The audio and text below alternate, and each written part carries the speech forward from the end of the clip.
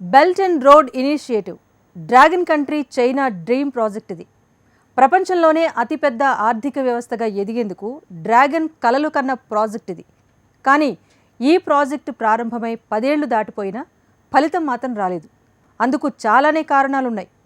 ఇప్పుడు భారత్ కూడా అలాంటి ప్రాజెక్ట్ కోసమే ప్రయత్నాలు చేస్తోంది.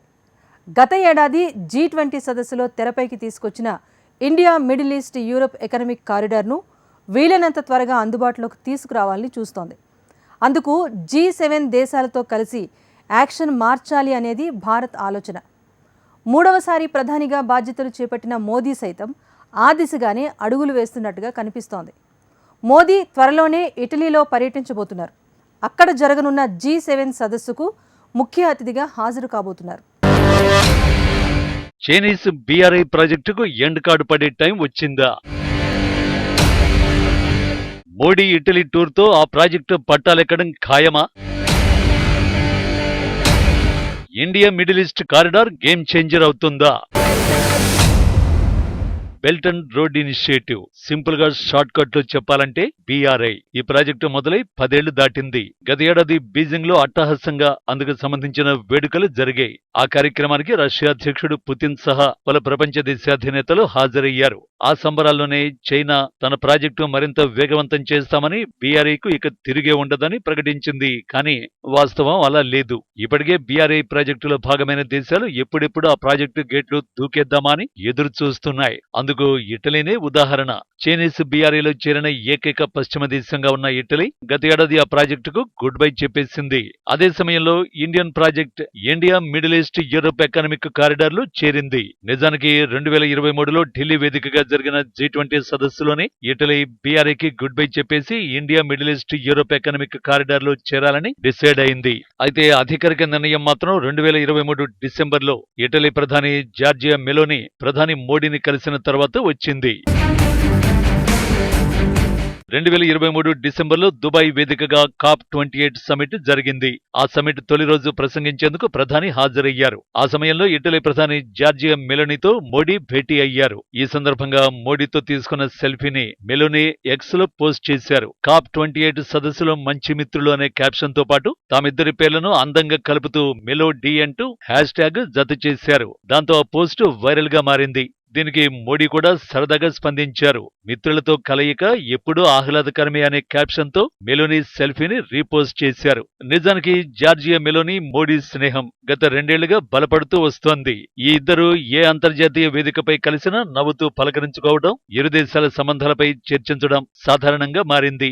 ఈ క్రమంలోనే 2023లో భారత అధ్యక్షతన జరిగిన G20 శిఖరాగ్ర సదస్సులోనూ ఈ ఇద్దరు సెంటర్ ఆఫ్ అట్రాక్షన్ గా నిలిచారు. ఆ సదస్సులోనే India middle east Europe economic corridor ప్రతిపాదన చేయడంతో అందుకు మెలోనీ గ్రీన్ సిగ్నల్ ఇచ్చారు. ఆ తర్వాత దుబాయ్ భేటీ తర్వాత BRI నుంచి బయటకొస్తున్నట్టు ఇటలీ నుంచి అధికారిక ప్రకటన వచ్చింది. దీంతో ఈ నిర్ణయానికి కారణం మోడీతో దోస్తీనే అనే చర్చ జరిగింది. నిజానికి 2019లో BRI ప్రాజెక్టులో చేరిన ఏకైక యూరోపియన్ దేశంగా ఇటలీ నిలిచింది. ఈ ప్రాజెక్టు ద్వారా చైనాకు సున్నితమైన సాంకేతికత, కీలకమైన మౌలిక సదుపాయాలపై నియంత్రణ పొందే వీలుంటుందని అమెరికా నుంచి వచ్చిన ఆదేశాలను తోసిపుచ్చుతూ ఈ ప్రాజెక్టులో భాగమైంది. అయితే 2022లో జార్జియా మెలోనీ అధికారంలోకి వచ్చిన తర్వాత చైనాను పశ్చిమ దేశాలతో అనుసంధానించే ఈ ఒప్పందం నుంచి విరమించుకోవాలని ఆమె నిర్ణయించుకున్నారు. ఈ ప్రాజెక్టు ఇటలీకి పెద్దగా లాభాలు తీసుకురాలేదని ఆమె బహిరంగంగా ప్రకటించారు. 2019 ఒప్పందం మార్చి 2024లో ముగిసింది. దీని నుంచి ఉపసంహరించుకుంటున్నట్టు ఇటలీ కనీసం 3 నెలల ముందు రాతపూర్వక వార్నింగ్ ఇవ్వకపోతే ఆటోమేటిక్ గా పునరుద్ధరించబడుతుంది. చైనీస్ BRI నుంచి బయటకొస్తున్నామని 4 నెలల ముందే అంటే 2023 డిసెంబర్లోనే ఇటలీ అధికారికంగా ప్రకటించింది.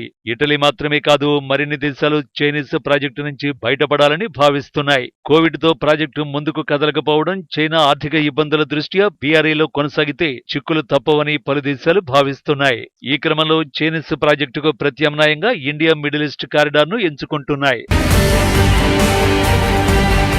India middle east Europe economic corridor విషయానికొస్తే భారత్, గల్ఫ్, యూరోప్ మధ్య మహారైల్ పోర్టు కారిడార్ నిర్మాణం ఈ ప్రాజెక్టు లక్ష్యం. ఇది పూర్తయితే ఇండియా నుంచి వయా గల్ఫ్ దేశాల మీదుగా యూరోప్లోని ఏ నగరానికైనా రవాణాను వేగవంతం చేయొచ్చు.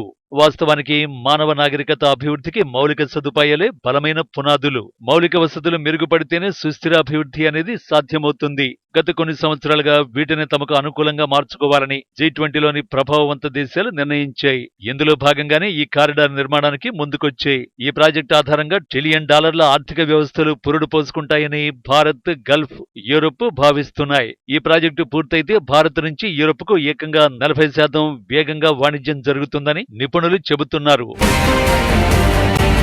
గత కొంతకాలంగా భారత్, గల్ఫ్, యూరప్ దేశాలు క్రమం తప్పని వృద్ధి రేటును నమోదు చేస్తున్నాయి. ఈ దేశంలోని విలువైన మానవ వనరులు, అంతకు మించి సహజ వనరులు ఉండడంతో దేశాల మధ్య కనెక్టివిటీ సులభతరంగా ఉండాలనే డిమాండ్ ఇటీవల నుంచి వినిపించడం మొదలైంది.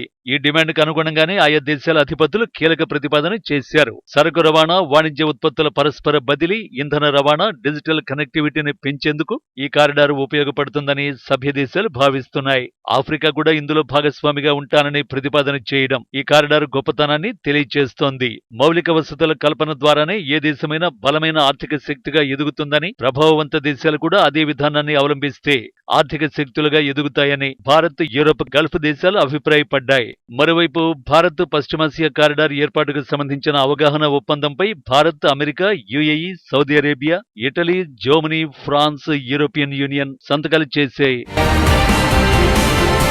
చైనా BRIలో భాగస్వామిగా ఉన్న ఏకైక యూరోపియన్ దేశం ఇటలీ బయటకు రావడం, అదే Italy India, middle east, Europe కారిడార్లో భాగస్వామి కావడం భారత ఎగుమతులను యూరోపియన్ దేశాలకు చేరువ చేసే పరిణామాలే. ఇక్కడ అసలు విషయం ఏంటంటే, ఇప్పుడు అదే ఇటలీ ప్రపంచంలోనే 60% సంపద కలిగిన G7 దేశాల సమావేశానికి వేదికవుతోంది. ఈ నెల 13 నుంచి 15 వరకు ఇటలీలోని పుగ్లియాలో G7 కూటమి సమావేశాలు జరగనున్నాయి. ప్రపంచంలోని అతిపెద్ద ఆర్థిక వ్యవస్థల సమూహమైన G7 సదస్సులో పాల్గొనాల్సిందిగా ఇటలీ PM జార్జియా మెలోనీ గత ఏప్రిల్ నెలలో ప్రధాని మోడీని ఆహ్వానించారు. దీనికి గ్రీన్ సిగ్నల్ ఇచ్చిన మోడీ మెలోనీకి కృతజ్ఞతలు కూడా తెలిపారు. ఈ నెల 14న మోడీ ఇటలీ పర్యటన సైతం ఖరారైనట్టు తెలుస్తోంది. India, middle east, Europe economic కారిడార్లో కీలక మలుపు కూడా ఇదే. ఎందుకంటే India, middle east, Europe economic corridor ప్రకటన తర్వాత అనుకున్నంత వేగంగా అడుగులు పడలేదు. ఇటలీలో జరిగే G7 సమిట్లో ఈ ప్రాజెక్టు పూర్తి స్థాయిలో పట్టాలెక్కేలా నిర్ణయాలు తీసుకునే అవకాశాలు ఉన్నట్టు నిపుణులు చెబుతున్నారు. ఇదే సమావేశంలో ప్రపంచ ఆర్థిక వ్యవస్థ ప్రస్తుత స్థితిగతులు, అంతర్జాతీయ వాణిజ్యం, వాతావరణ మార్పులు, రష్యా, ఉక్రెయిన్, ఇజ్రాయెల్, హమాస్ యుద్ధాల ప్రభావం తదితర అంశాలపైన చర్చించనున్నారు. ఏది ఏమైనా మూడోసారి ప్రధానిగా బాధ్యతలు చేపట్టిన తర్వాత మోడీ తొలి విదేశీ పర్యటన భారత్ తలరాత మార్చే ప్రాజెక్టును పట్టాలెక్కించడం ఖాయంగానే కనిపిస్తోంది.